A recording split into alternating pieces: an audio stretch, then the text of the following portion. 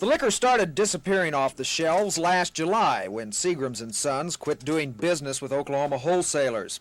Other distillers did the same until many of the most popular brands were no longer available, unless you wanted to run the risk of bringing them in from another state. Most didn't, so the alternative was switching to other brands, which made some customers unhappy, but really didn't hurt the liquor retailers' business. No, the pullouts didn't really hurt the business as such, except for the fact that we had to switch our customers to lower-priced brands, and our customers were dissatisfied, and quite a few of them did go to other states and pull in their products that they were used to drinking. But as far as hurting our business, no, it has not hurt. However, with these brands coming back, we're anxious for them to get back on the shelves to make our customers, the consumer, happy that they can get their brands again without going out of state to pick them up. Now all the distillers are coming back, but because of a 45-day waiting period, most won't be on the shelves until the 1st of April or May. Although Oklahoma retailers didn't suffer by the pullouts, some of the secondary brands did benefit. And now that the more popular brands are coming back, sales in those brands are expected to drop off. Ted Brown, Action 4.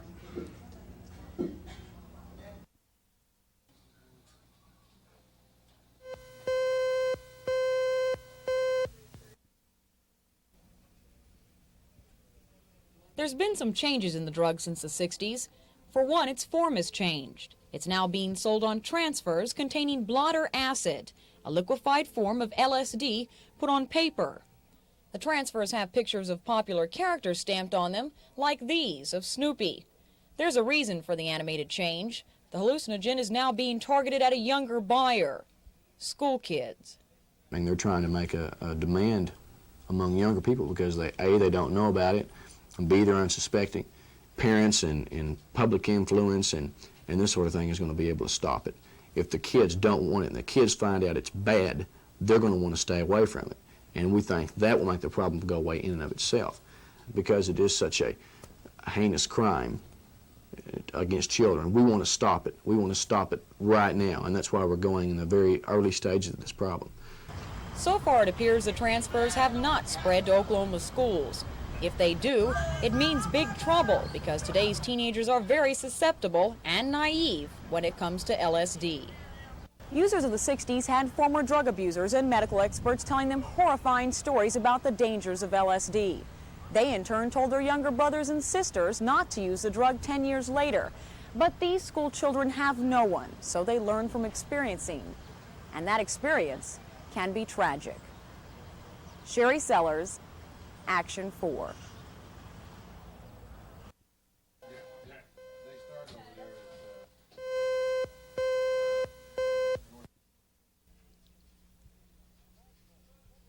Last month, federal judge Ralph Thompson turned down a proposed agreement which would have revamped the state's juvenile care system. The State Human Services Department and civil rights attorneys had reached the proposed settlement after 5 long months of negotiations. But Judge Thompson ruled that the state legislature and attorney general needed to be consulted before the suit could be settled. So he ordered all 4 groups to sit down and negotiate a new satisfactory agreement within 60 days, or else he would set a trial on the original lawsuit. So far, no meetings on the matter have taken place. The attorney representing kids in state-run institutions is not overly optimistic an agreement can be reached before next month's deadline. No, I'm not pessimistic. I'm hopeful that some agreement can be reached. I just think that you need to take into consideration the fact that there are going to be at a minimum 10 legislators involved in this process, as well as 7 attorneys. And to come to an agreement among 17 people may be a difficult task. I'm getting some preliminary indication that there may not even be agreement between the House and the Senate. Novick is hedging his bets. He's appealing Judge Thompson's ruling, and he says he's preparing his case for a possible trial. Scott Wallace, Action 4.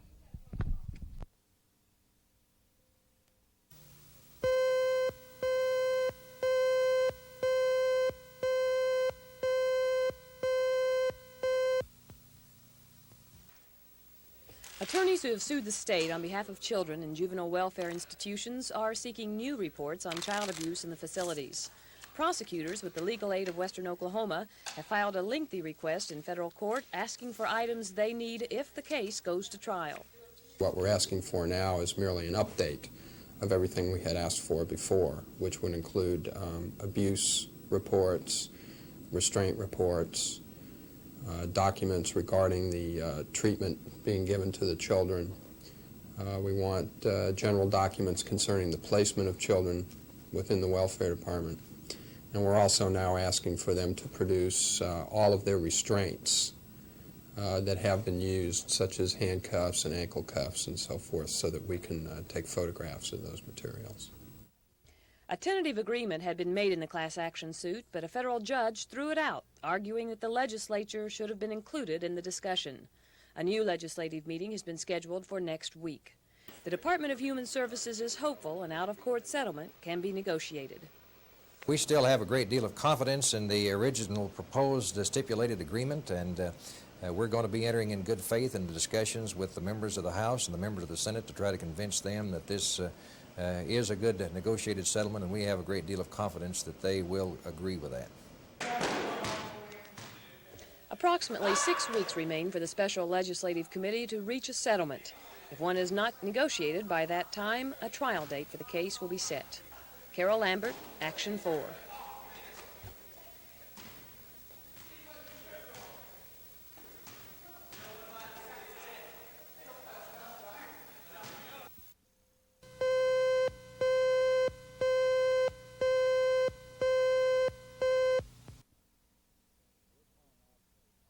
We're calling our party the party for the folks as opposed to the party for the rich. And as you know, the big Republican shindig next door at the Skirvin is going to be $1,000 a person. Ours is going to be 1,000 pennies a person. And if you don't have 1,000 pennies, you're still welcome to come to our little party. And we don't expect any tuxedos or anything like that. We expect cowboy boots and maybe a few hard hats and flannel shirts and whatever.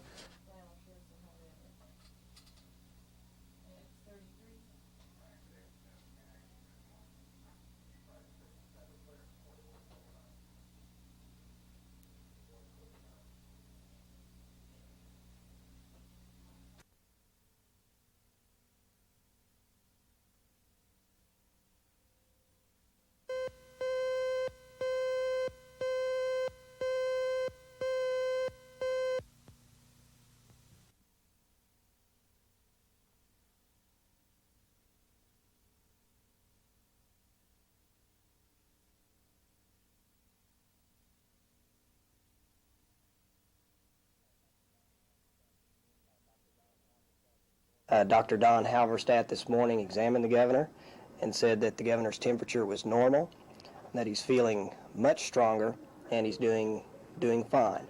The governor continues to do routine paperwork while hospitalized, and he continues to receive antibiotics which are fed to him intravenously.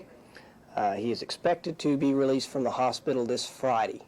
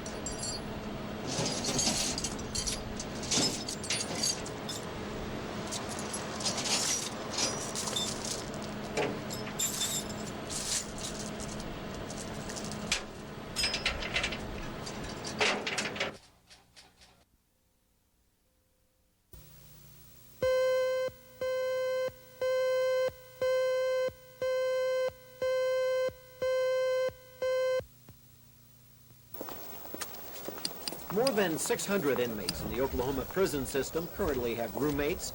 The Corrections Department began double-celling some of its prisoners 2 months ago in an effort to reduce system overcrowding. But a federal judge has said doubling up cellmates can only be a temporary solution to the prison overpopulation problem. The long-term solution may lie with another state agency. The Human Services Department has agreed to phase out the Helena State School for Boys. The institution currently houses delinquent teenagers, but with a little fixing up, the Corrections Department thinks the facility could house adult inmates. For example, corrections officials have determined that the institution does meet appropriate national standards for housing prisoners. In fact, they've already proposed naming the facility after a former state prison warden. However, other questions remain unanswered. Helena has housed 100 boys in the past, but officials aren't sure how many adults could be accommodated. Should the facility be minimum, medium, or maximum security? And can adequate staff be recruited from Helena residents? Those questions will be answered when corrections officials meet with Governor Nye later this month. If everything goes according to plan, the institution could be turned over to Corrections Department custody sometime this summer. Scott Wallace, Action 4 in Helena.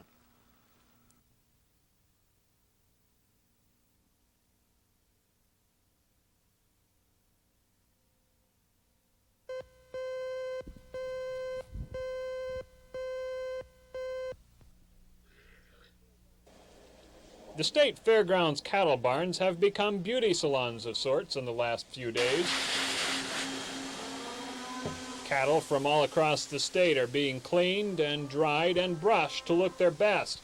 They're the proud possessions of proud owners.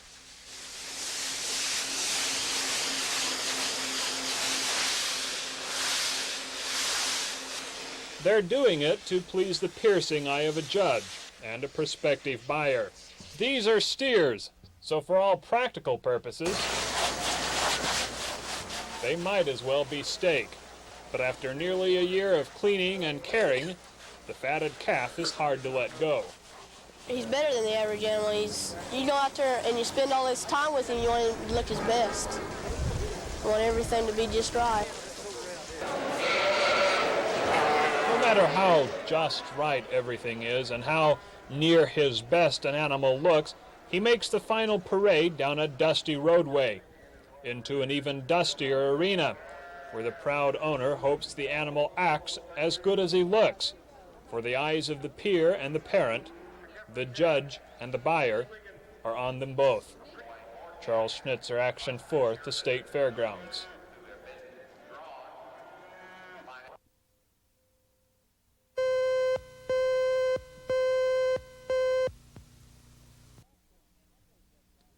Last month, federal judge Ralph Thompson threw out a proposed settlement of the 4-year-old lawsuit against the Welfare Department.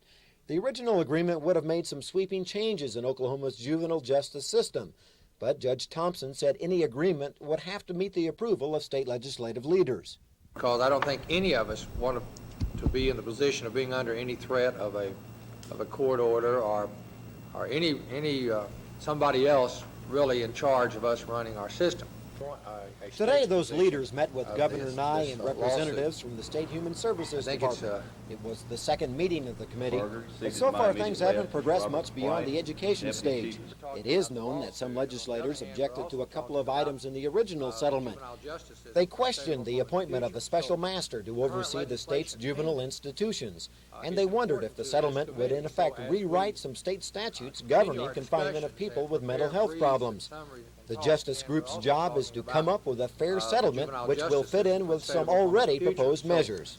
Current legislation pending is important to this committee, so as we continue our discussions and prepare briefs and summaries and talks, we have to understand it's not just on the lawsuit, but it's on what the system might well be not only under this agreement, but under other legislation. One important group was not represented at today's meeting.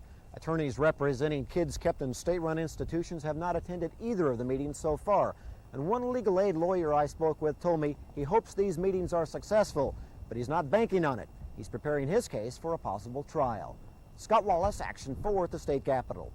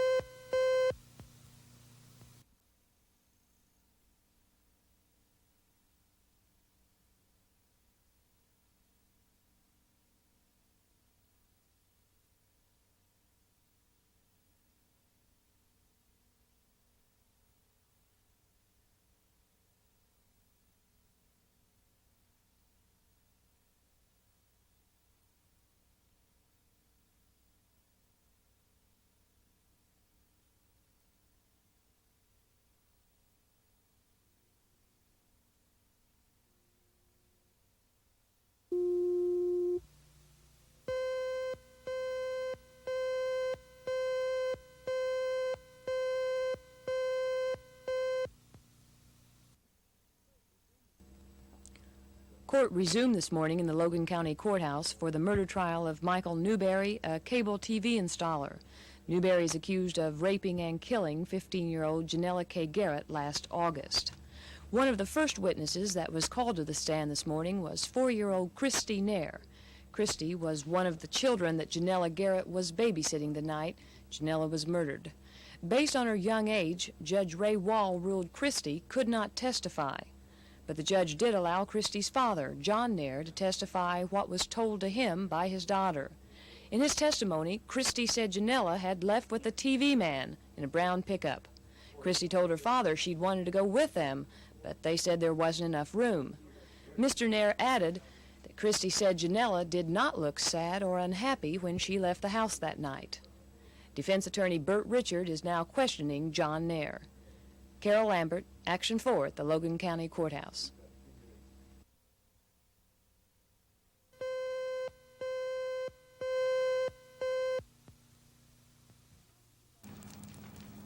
The shop was engulfed when firemen arrived on the scene. They fought thick smoke as electrical wiring and wood inside the business burned. They believe the fire started here in the sawdust hopper at the back of the building and spread forward. The fire chief on the scene said the blaze spread throughout the shop, sparing only the office. Once the fire was out, they checked inside for hot spots as well as on the roof. When they were certain the building was safe, the fire units packed up their equipment as the owner began searching through what was left of his business. Sherry Sellers, Action 4 at Northeast 23rd.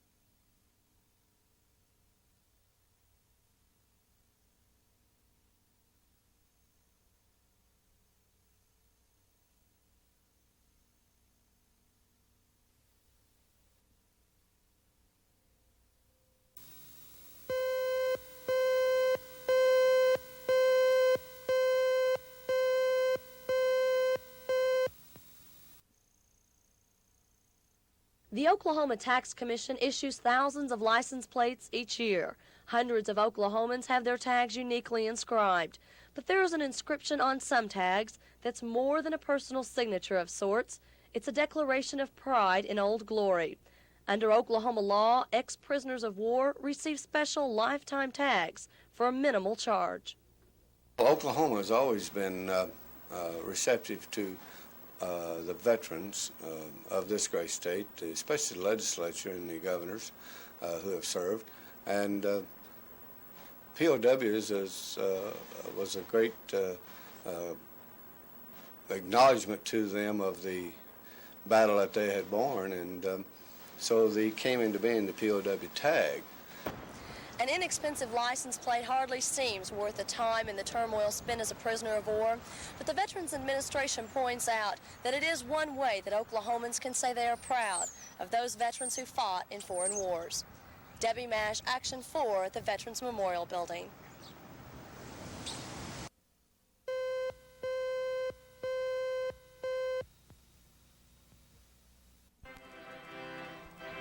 With promises and dreams of many beautiful tomorrows, thousands of people each year say I do. Over 46,000 couples in Oklahoma exchanged wedding vows last year. But the Book of Love has another chapter, those marriages that didn't last. And in Oklahoma, the statistics are staggering, with 8 out of every 1,000 marriages ending in divorce or annulment. You're going to have to find time to talk to each other. In hopes they are never among the divorce statistics, these students at Central State University are taking a course in marriage and family relations. They are learning that reading, writing, and arithmetic are not all the fundamentals of life. We have lots of students in marriage class who are not married, and I see them making more of an effort to make a good choice and to put it off until 26, 27, their late 20s, until they find the right person that will meet their need. But the harsh reality is that many hopes and dreams of a lifetime together come to an abrupt ending here in divorce court. It is here that these cold and impersonal divorce statistics become a vivid reality. Debbie Mash, Action 4 at District Court.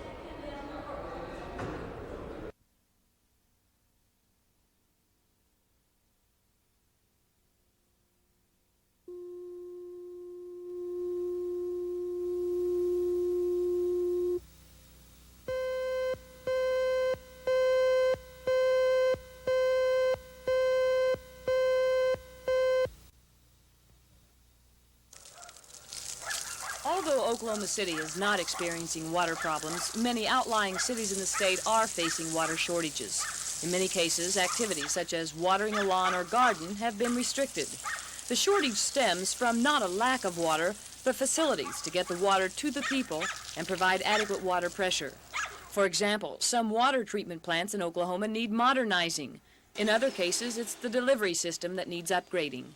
State officials are seeking answers now to alleviate the problem for the future. Short term, we don't have nearly as severe problems as we expect to see long term. In other words, we've had a fairly rainy winter that the reservoir levels are pretty good.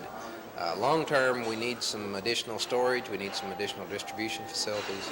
The biggest problem facing our state today is there's not adequate funding to take care of the needs. The Water Resources Board has asked the state legislature for additional money. If that request is granted, Barnett says the water problem will be on the road to recovery. Carol Lambert, Action 4.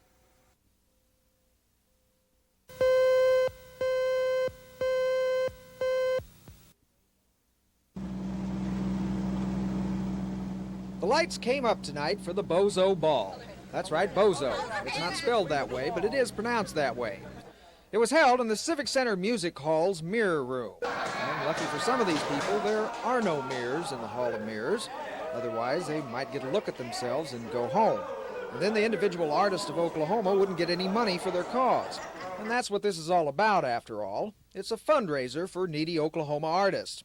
This is about art. The people are art, the food is art, and the centerpieces are art.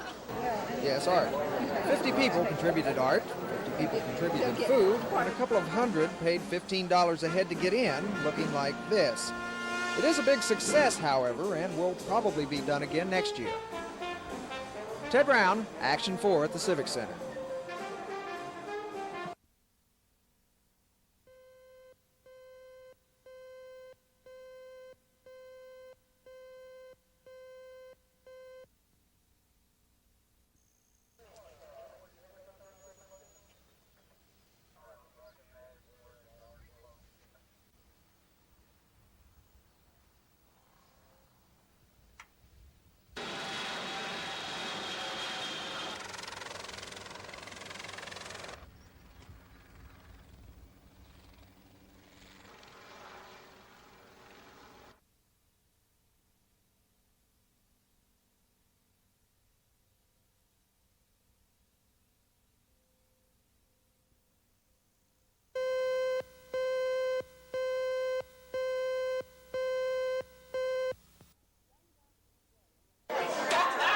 Young blacks of today only have pictures and stories to remember their great hero, Dr. Martin Luther King.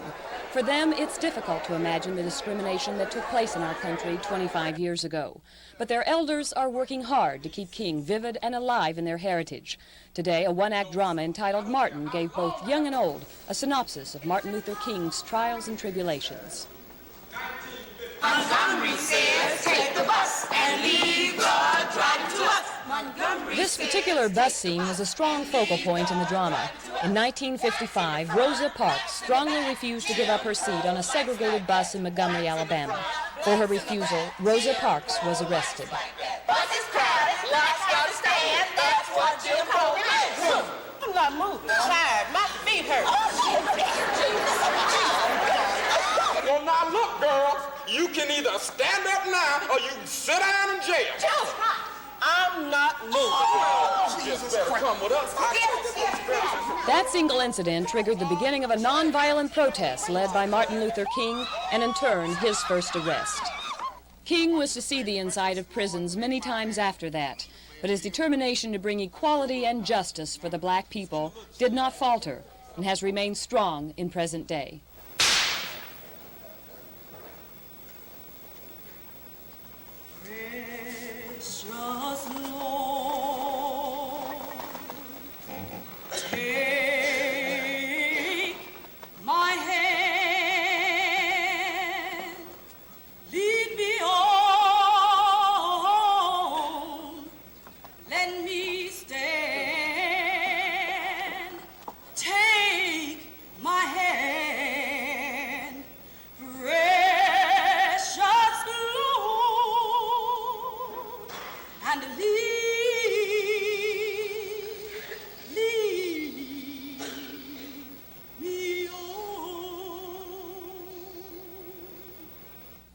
Carol Lambert, Action 4.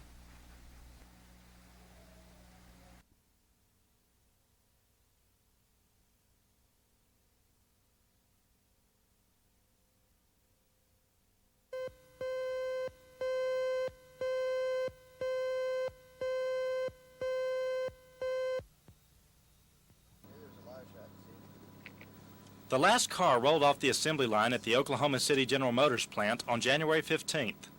General Motors and the rest of the American automakers are going through some tough times. GM and the leadership of the United Auto Workers have negotiated a new contract that requires the workers to give up some benefits.